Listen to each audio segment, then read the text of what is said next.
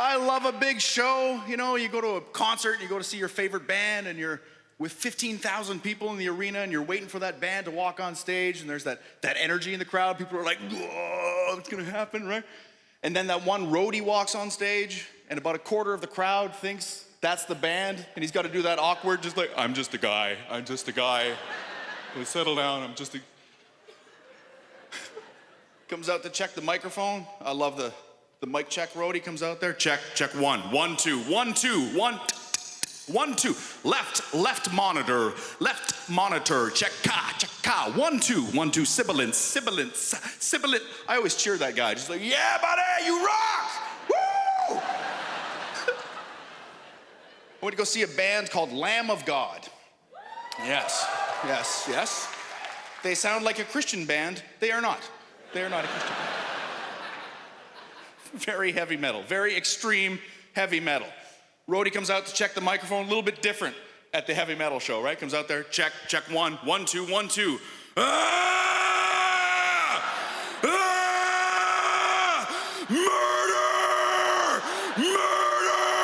Left monitor.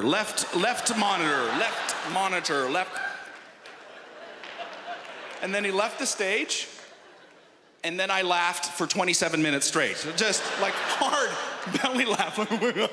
That's his job. That's what he does. That's what he does professionally. Where was my guidance counselor in high school when that job was being shopped around, right?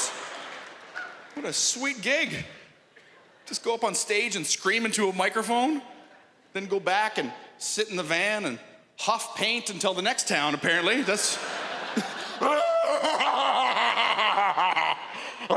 We need you. I want that gig. I'm excited tonight. Oh, I'm so excited. I went to the barber, got a little trim. Said to the barber, I said, give me the Enterprise. I said, what's the Enterprise? It's the little Commander Riker here on the beard, right? Little Jean-Luc up on top, hey? Let's do this, the Enterprise. Make it so. Engage.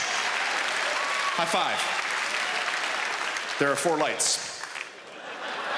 Where's the Trekkers? Huh? I knew it. I knew that would pay off. I love you guys. Oh, feels good. My first beard. This is my first beard. It's new, brand new. It's still got that new beard smell. It's gross. What a gross joke. I grew out the beard and I hadn't seen my buddies in a while, so I thought they were gonna tease me about the beard. I thought I was gonna walk into the bar and they'd be like, oh, look at you, lumberjack. What's going on, Grizzly Adams? Oh, please, come, sit down. Tell us of your adventures on the high seas. Please, tell us. Instead, they're jerks, is what I'm saying. My friends are jerks. I walked into the bar and the first thing they said to me was like, hey! You okay, buddy? You okay? You call me anytime. I love you. Because I have a beard that grows sideways. Anybody can relate to that? You know, just like sticks out sideways, like a bushman, like a wild bushman, like a hobo. I have a hobo's beard. So my buddy told me, you know what you do? You get some product, put some product in there, smooth it all out, right? So I did that. I went out and got some product, put that in there. Now, look like a hobo with a court date, right? That's much nicer, right? If I may, Your Honor.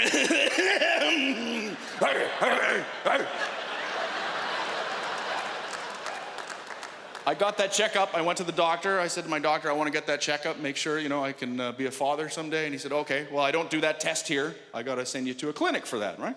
So he takes out his little notepad and writes it down. I go home and I call the number. So I said to the doctor, I said, yeah, my doctor referred me to you. I got to get a semen analysis done. And that's exactly how I read it, because I knew at that exact moment, semen analysis would be part of my show at Just for Laughs. I knew at that exact moment, I would be talking about semen analysis at this theater. And here we are. So the doctor said to me, he said, what you're gonna do is you're going to bring in a sample.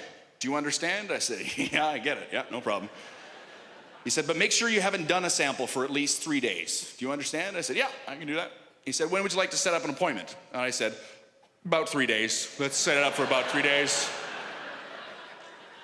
4 days. Game of Thrones is on tonight, so let's do 4 days from now.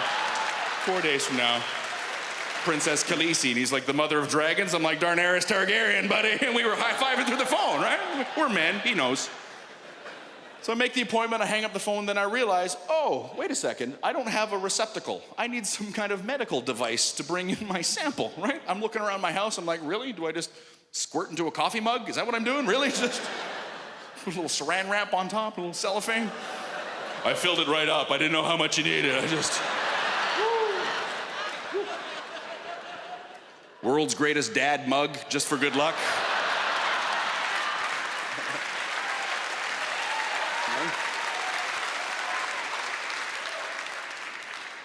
So I get the test done, a week passes, and they call me with the results. They said, Mr. Zedlacher, we have the results of your semen analysis. Would you like to know? And I'm still giggling over semen analysis. yeah, let's find out.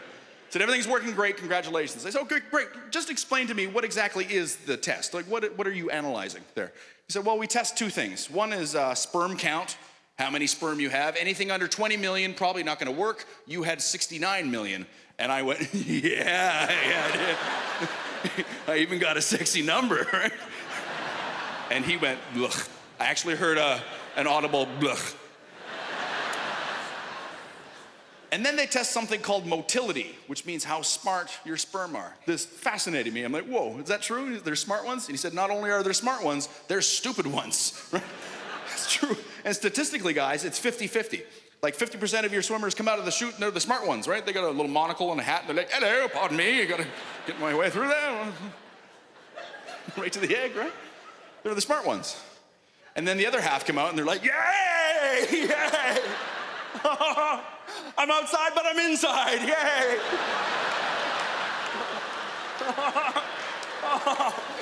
Let's tie our tails together, yeah.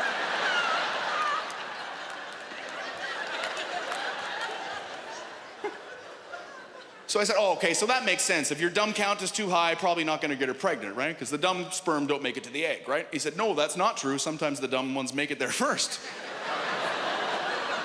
I said, is that true? And he said, yeah, sometimes the dumb sperm actually gets to the egg and fertilizes the egg.